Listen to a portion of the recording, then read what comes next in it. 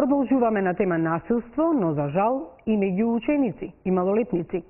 Откако нивни деца, средношколци, биле претепани во Скопски аеродром, група родители сами направиле истрага и ги откриле напаѓачите.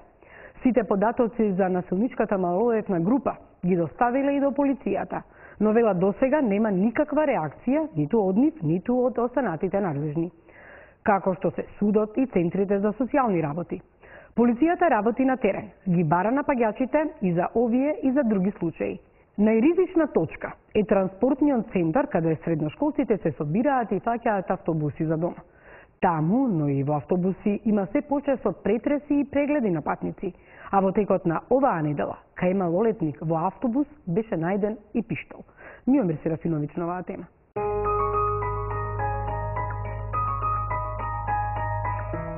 Бевме принесени во градската болница на снимање.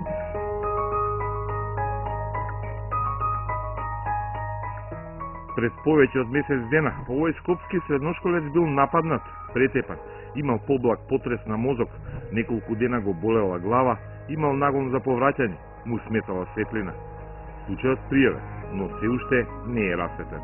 Тогаш мајката почнала да бара помош и открила дека има и други нападнати средношколци. Исти напаѓачи на слична возраст како жртвите.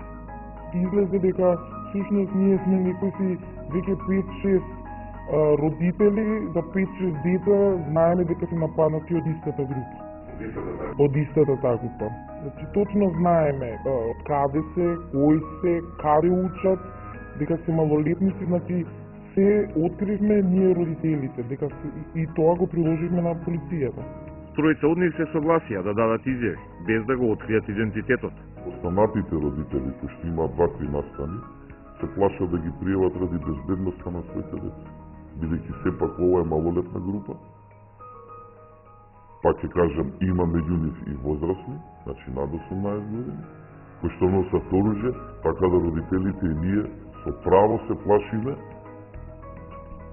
за нашите деца. Преидено моје поставено едно прашање, откако одговорил на прашањето, веќе почна да го удира. Последици за среќа нема тешки, но има тешки физички последици, но има трауми од настани. Синот не ми извести веднаш за тоа, бидејќи бил уплашен. Откриле дека истата агресивна група насилници има десетина жртви во изминатите десетина месеци. Приватно водев истрага и добив шокантни резултати. Дека има, јас што знам најмалку 10 деца, нападнати од кои што многу деца се тешко повредени. Од истата група, која што ја знаеме и по име, по презиме, секој член, каде живеат, адреса, куќа, све комплет.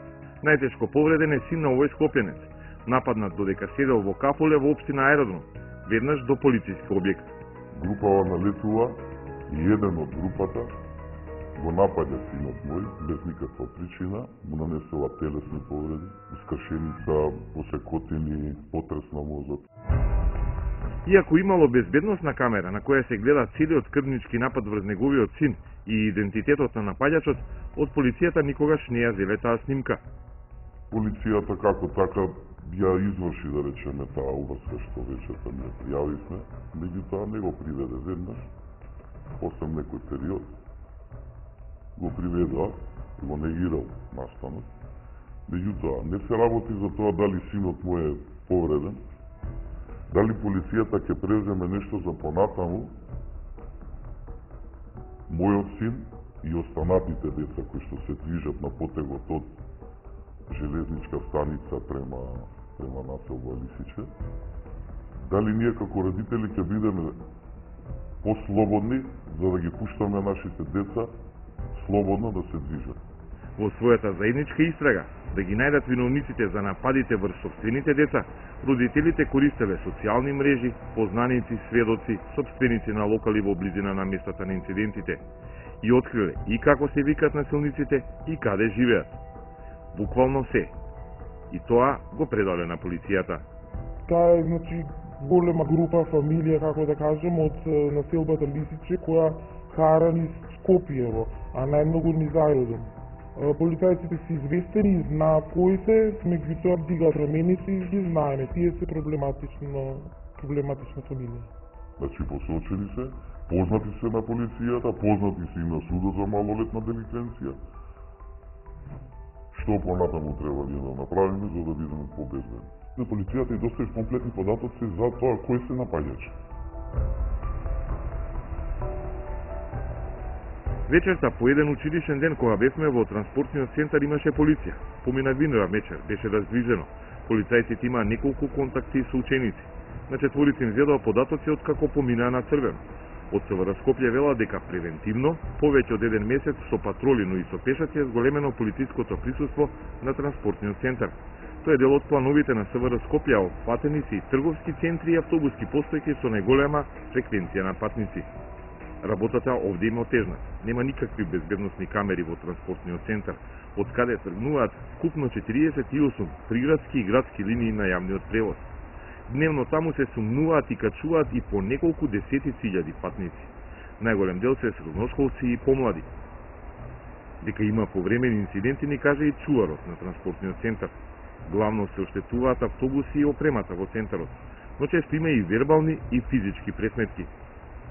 Бројките на СВР Скопје се следни. Ова година биле регистрирани 4 кривични дела во транспортниот центар, едно разбојништво врз малолетник и 3 физички напади. Сите меѓу средношколци. Расветлени се 2 физички напади. Иако полицијата не го регистрира етничкиот предзнак на напаѓачите и жртвите, како по правило станува збор за меѓуетнички судири, а тоа е дефиниција за злосторство од омраза, кој ги регистрира и Хелсиншкиот комитет. Може би 80 до 90% од сторителите на овие кривични дела, особено кога станува збор за дела сторени по основ на етничката припадност, отпаѓаат токму на малолетниците и локациите на кои што се случуваат овие кривични дела пред училишните објекти, на самите автобуски станици, во автобусите не се направени некои посебни анализи, меѓутоа секако дека овие дела главно се сторени помеѓу македонци и албанци. Истрагата на родителите на жртвите само ја потврдува анализата на Хелсиншки. Го нападнала поголема група на деца албанци. По разговорот со нив, пошто го прашале од каде е, од разговорот приметил дека се албанци, значи тие се малолетници, поголема група биле малолетни лица. Причината е од етнички карактер. Затоа што начинот на кој што го извршуваат делото е така што му приоѓаат на детето, му поставуваат едно-две прашања, чекаат да одговори детето, да видат што ќе одговори и откако ќе видат дека детето е македонче го напаѓаат. Сега до сега не најдов случај да е нападнато друго дете од друга националност. Хајде нека не е на национална основа, меѓутоа претпоставувам дека таа група без причина може да нападне било кој. Значи се работи за деликвенти. За блиските на жртвите не е проблем националноста на напаѓачите, туку тоа што никој не презема насилниците да се стават под контрола на надлежните. Во паника сме, во страв, едноставно сакаме да се реши ова. Кога веќе знаеме за кого се однесува, кои се сторителите. Групата е позната на сите деца од општина Аеродром. Се движи на линија, автобуска линија, седмица на автобуска линија 5. Значи нивни круг на движење. Село Горно Лисиче, училишта Хемиско, Димитар Влахов, транспортен центар, парк Бановина, населба Аеродром, населба Ново Лисиче. Предлозите кои ги добиле од полицијата оделе дотаму и да поднесат приватни тужби за одштета додека се чека крајот на кривичната истрага. Што јас ќе направам со приватната тужба? Ќе здобијам парична надокнада и со тоа ќе бидам задоволен и утре моето дете повторно ќе излезе, па ќе биде нападнато и јас ќе взимам парични казни. Ќе профитирам преку тоа дека мојот син е нападнат или мене тоа ќе му обештети за да ја бидам задоволен, да му ги земав парите, син ми е повреден, ама му земав пари. Мене парата не ме интересира. Но најсилниот дел доаѓа од полицискиот записник за нападот врз средношколецот, кога го прашале каде оди и каде учи. Па откако кажал кој е и што е, бил нападнат. Во записникот според новите правила стои прашање дали делото е поврзано со етничката, религиозната или било кој друг вид припадност на жртвата, односно дали делото е сторено од омраза. Полицискиот одговор е децидно не. За такви дела и предвидената казна е поголема, но уште на стартот полицијата одлучила дека делото не е од омраза. Хелсиншкиот комитет преку својата веб страница со исто име ги брои случаите и забележува дека токму поради таквиот однос на државните институции, жртвите се плашат и да пријават. Многу често жртвите на говорот, односно на делата од омраза, се едноставно плашливи и не се доволно храбри за да ги пријават ваквите дела до надлежните институции, ниту пак до Хелсиншкиот комитет. Таму регистрирале дека најмногу злосторства од омраза се случуваат околу избори. Силниот политички речник со повици за поделби од секој вид прават рефлексија меѓу најмладите, оценува и ресорната министерка. Вината ја барам во возрастните кои што ги потикнувале децата и ги струеле на некој начин со јазик кој што не е автентично детски, не е автентично нешто што го носат младите луѓе, туку се влијанието на она што значеше политика до 27 април и подгревањето на тие страсти си го даде своето влијание врз децата. Не се само возраст, врз насилните младинци влие и популарната култура и интернетот. Дел од напаѓачите од групата чии жртви се родителите соговорници и кои оперираат во и околу транспортниот центар, лесно ги најдовме и на Facebook. Едниот има прекар по гангстер од современ српски мафијашки филм и цитат од истиот филм дека денот кога ќе се откаже, ќе умре. Содржината на профилот како за млади средношколци и ништо што навестува дека се работи за тинејџер кој веќе учествувал во неколку физички напади врз врсници.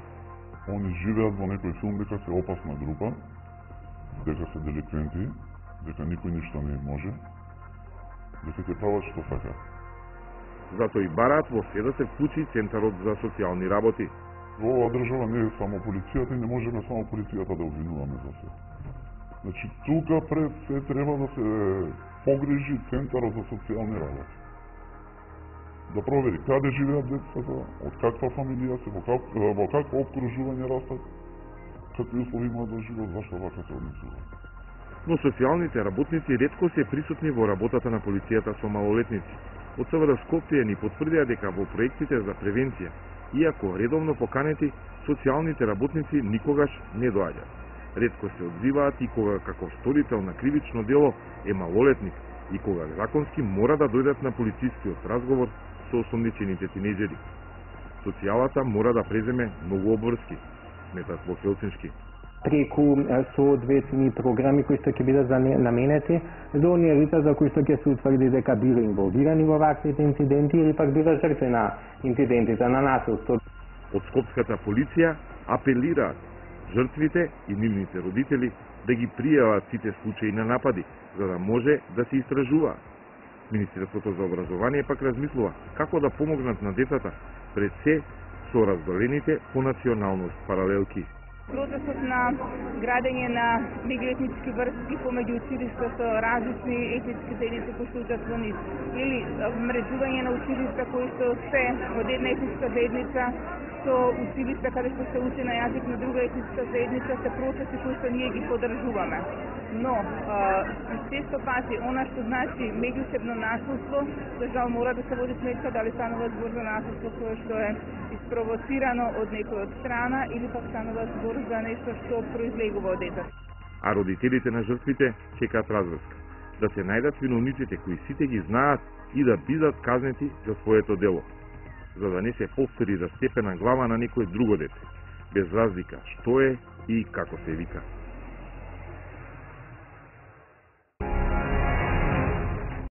Кога насилството ќе ескалира, родителите сами бараат чаре да се ги заштитат децата. Таков е случајот со Скопското училиште Димитар Миладинов, каде во септември се отпишани 15 деца затоа што дел од нивните соученици биле насилни. Инспекторатот го посетил училиштето, но состојбата во класот со месеци не била подобрена. Сега таму нема ниту едно девојче. Директорката по телефон кусо не изјави дека ги превзела сите мерки.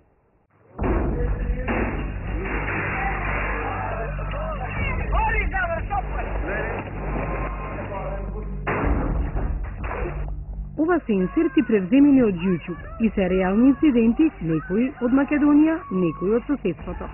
Но има и полоши тепачки напади, омаловажувања во основните и средните училишта. Примерите се запрепастувачки. Еден од најбруталните е силување. Во дворна градинка во една скопска населба постар малолетник силувал помладна малолетничка.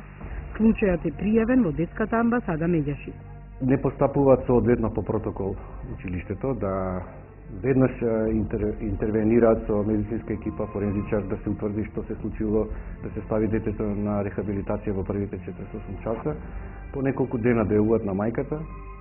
Мајката не знае како да постапи, затоа што не секој родител во такви моменти е спремен и подготвен да постапат, училишно-психолошката и воспитно-образовна структура не го третира детето да пријави веднаш во полиција, дури после 4 дена се пријавува во полиција за да се утврди дали имало сексуална злоупотреба над постар малолетник над тоа дете. Во меѓувреме, детето било изложено на потсмев, бидејќи во училиштето знаеле за силувањето.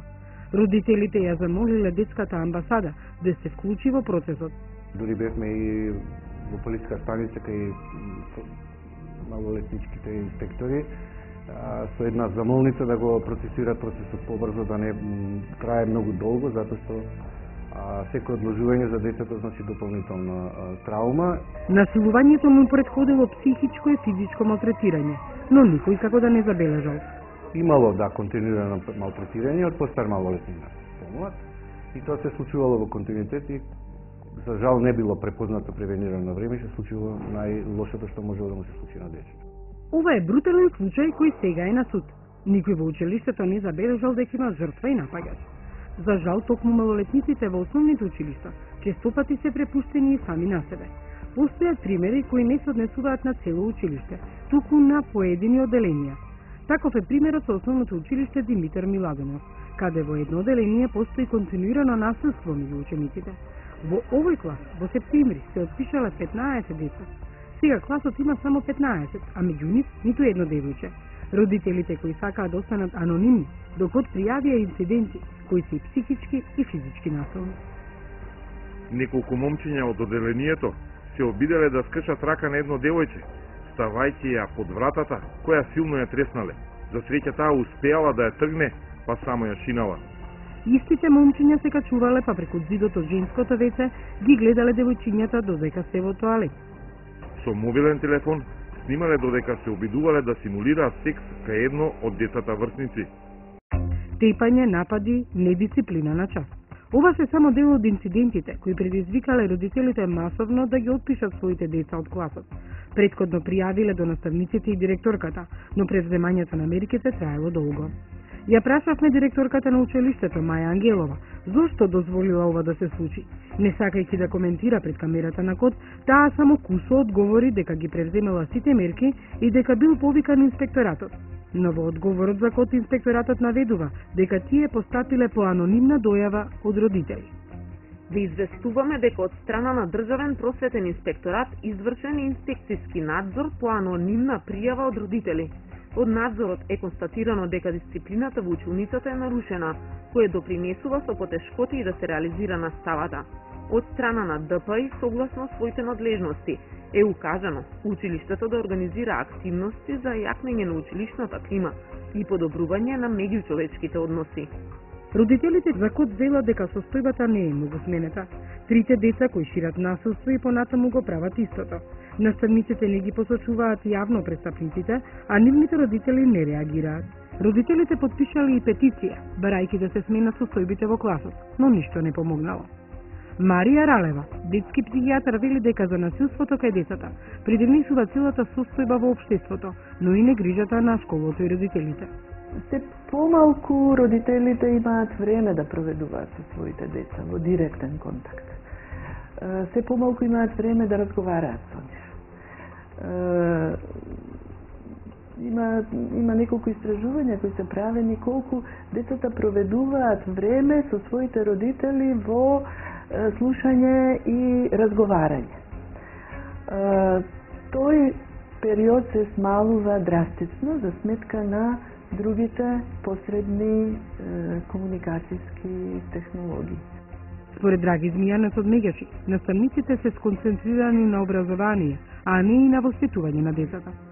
Оно што се случува и сигналите кои децата ги даваат, а пројавуваат некакви сигнали, многу малку се посветува внимание на нив. Отсуствува активен мобилен социјален работник кој ќе ја утврдува состојбата со децата во семејството и дисфункционални семејства, семејства во ризик. Независно од економската благосостојба, секаде се случува насилство и злоупотреба, за да може психолозите и педагозите превентивно да работат со тоа дете.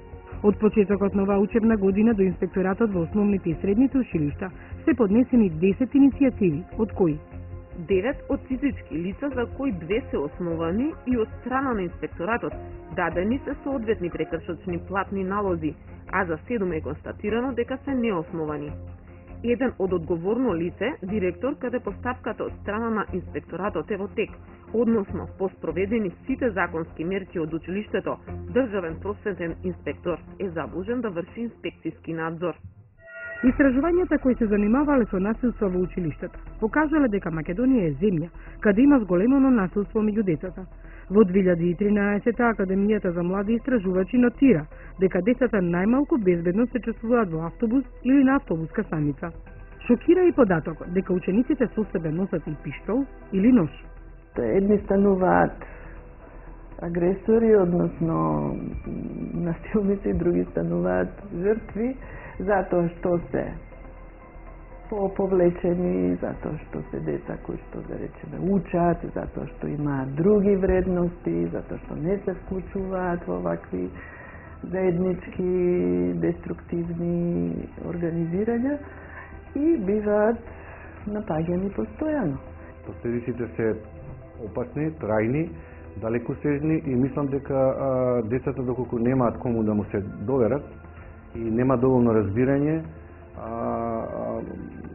може да го трансформираат или да бидат насилници или пак да се повлечат во себе, да се инхибираат и да не можат да пројават проактивен однос кон себе и кон околината за да бидат конструктивни во решавање на проблеми со кои ќе се соочуваат во иднина. Ако на пребарувачот Google пишете на кирилица тепачки во училиштата, постојат многу немили наслови. Последната тепачка во дворот на средно училиште заврши со 3 повредени. Инцидентите секогаш не се пријавени и ретко завршуваат во медиумите. Насилството може да се пријави од страна на ученици, студенти, родители, совет на родители, вработени во воспитно-образовна установа и од други граѓани, велат од Министерството за образование. Но најчесто децата жртви се уплашени и молчат. Доколку пак пријават родителите, тогаш чекаат од наставниците и директорите нешто да превземат, а тие пак од инспекторатот. И така додека се помине целиот круг, поминува време. Потоа следува советување со родителите, децата, педагозите. Во меѓувреме, децата се поделени во 2 групи: насилници, кои понатаму доминираат по мок, и жртви, кои доминираат по број. Многу често, првите се заштитени, бидејќи се нечии деца, а вторите се оставени да издржат и тие и нивните родители во битката да се справат со моќните.